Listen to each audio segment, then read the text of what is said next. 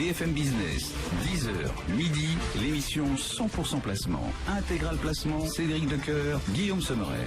Nos deux traders sont donc en place pour décortiquer pour vous la séance. Giovanni Filippo en ligne depuis Bourse Direct. Bonjour Giovanni. Bonjour messieurs. Et puis en duplex depuis Perceval, c'est Jean-Louis Cussac. Bonjour Jean-Louis. Bonjour tout le monde. Deux traders donc pour vous donner leur vision, leur stratégie sur le marché en cette fin d'année. Giovanni, comment travaillez-vous le CAC en ce moment? On est en petite hausse, toujours au-delà des 4008, avec peut-être d'autres seuils cieux à portée de main? Oui, toujours dans l'idée, si vous voulez, que des extensions supérieures soient possibles d'ici à la fin de l'année. Pour l'instant, le moins qu'on puisse dire, c'est qu'on conserve un angle d'attaque assez favorable. Alors c'est vrai que depuis le début de la semaine, c'est moyen, mais il n'y a pas grand-chose non plus à se mettre sous la dent en termes de statistiques. Il faudra probablement attendre jeudi et vendredi à l'occasion des publications des PIB US et français pour trouver un peu plus de matière. Quoi qu'il en soit, pour l'instant, c'est assez propre, c'est graduel et je pense qu'on devrait certainement terminer de l'année autour de 4009. Ça me paraît être un objectif raisonnable, pas très ambitieux. Ce qui comptera surtout, c'est le démarrage de l'année qui vient. Je pense qu'on peut continuer à monter graduellement. Le prochain grand rendez-vous, je dirais, c'est plutôt les publications trimestrielles des sociétés américaines qui débuteront début février. Donc je pense qu'on peut continuer à progresser jusque-là. Alors bien sûr, peut toujours y arriver une catastrophe, mais pour l'instant, voilà, ça se passe pas mal. Le mouvement est étayé, il est surtout durable. Et nous, on conserve toujours un billet acheteur dans l'état actuel des choses, au-dessus d'une zone 4008, 4775.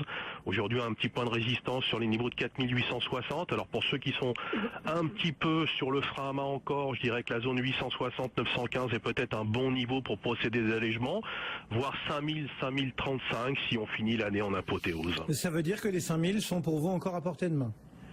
C'est tout à fait envisageable. Après, voilà, l'exercice se termine. Je ne sais pas s'il y aura un emballement jusqu'au 31-12. En tout cas, 4009, ça me paraît possible. 5000, ça serait vraiment la cerise sur le gâteau d'ici à la fin de l'année, quoi. Jean-Louis Cussac, quelle lecture faites-vous du marché et du coup, quelle stratégie adoptez-vous ce matin? Toujours la hausse, pas toujours facile de reprendre le train en marche dans la journée. Ce matin, ça a été assez vite, c'était puisque j'achète là sur le niveau 4815-10. On a démarré sur ce niveau avec un gros arbitrage à l'ouverture. C'est parti un petit peu à la baisse, c'est remonté immédiatement et violemment. Encore une fois, les algos, les ajustements de delta, etc. Font le marché parce que sinon c'est plutôt poussif. On voit que le moteur n'est pas vraiment là, il n'y a pas une vraie volonté d'acheter. Il y a 530 millions d'échangés, c'est pas énorme.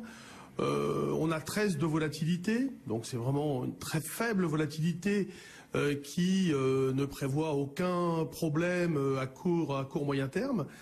C'est vrai qu'on peut progresser assez facilement, mais en même temps on se pose des questions parce qu'on ne voit pas d'idées fortes, parce que on a plutôt des achats de panier sur l'ensemble du marché, c'est très régulier, il n'y a rien qui sort vraiment du panier, c'est le cas de le dire, et donc je vous dis des intérêts plus d'ajustement qu'autre chose. Donc là, premier niveau d'achat dans la zone 4815-10, ça serait plutôt pas mal de rejouer des rebonds rapides. Jusqu'à 4785, j'achète les yeux fermés, on va dire même jusqu'à 4770. Après, pour tout achat en fait que l'on va réaliser d'ici la fin de l'année, le premier niveau de neutralisation en dessous duquel on se dit bon voilà, le marché va marquer une petite pause plus importante, il va retracer un peu, c'est si on casse 4750. Donc on a un petit peu de marge, mais bon, c'est pas non plus très très loin. Jusqu'à ce niveau, en tout cas, il n'y a rien de dramatique. Donc on devrait toujours manquer de densité d'ici la fin de l'année. Bon, il n'y a pas d'événements prévisibles négatifs. Voilà. Et alors, une chose importante, le calcul des plus ou moins values se termine mercredi prochain, le 28. Donc il faut penser à faire ces ajustements, mais surtout pour les spéculateurs qui ont gagné de l'argent cette fin d'année notamment, il faut mettre les impôts de côté parce que ça c'est du vécu. J'ai vraiment vu beaucoup de gens gagner comme ça et ne plus s'en souvenir trop, enfin ne plus faire très attention au début d'année et puis tout reperdre. Et là c'est la catastrophe parce que les impôts, ils vous sont réclamés par la suite et puis les gens ont reperdu en bourse ce qu'ils avaient gagné. C'est vraiment du vécu. Pensez-y, ceux qui gagnent de l'argent comme ça, mettez les impôts de côté. On ne dépense pas tout dans les fêtes de fin d'année. Et faites-le donc avant mercredi de la semaine prochaine, le mercredi 28. Giovanni, on le disait, pas de vraie tendance sur les marchés. Quand même, du côté des valeurs, il y a des choses intéressantes. Heureusement qu'il y a BFM Business pour animer la cote aujourd'hui avec nos infos sur Suez et Engie. Engie qui veut reprendre le contrôle de Suez. D'après nos infos BFM Business, ça fait bouger ces deux valeurs. La Suez gagne quasiment 4%. Engie aussi à suivre. Et puis Veolia, du coup, aussi en tête du CAC 40, emmené à la hausse par nos infos sur Suez. Oui, alors premièrement, moi je trouve qu'il y a une tendance, il y a de l'intérêt sur ce marché. J'aurais pas contrarié Jean-Louis, mais il y a quand même eu clairement, si vous voulez, de l'intérêt ces derniers jours. Donc il y a un marché qui est pas prêt d'hypothéquer la perspective d'une amélioration plus significative après l'effort qui a été fait au cours des 5 derniers mois. Donc il y a quand même de l'intérêt de la rotation. Donc effectivement, les utilities, il y a 15 jours, on en parlait. C'est des valeurs qui sont quand même à la traîne en termes de performance par rapport au début de l'année. Suez Environnement, je crois que de mémoire perd encore 15% par rapport au 1er janvier, Veolia Environnement 25%.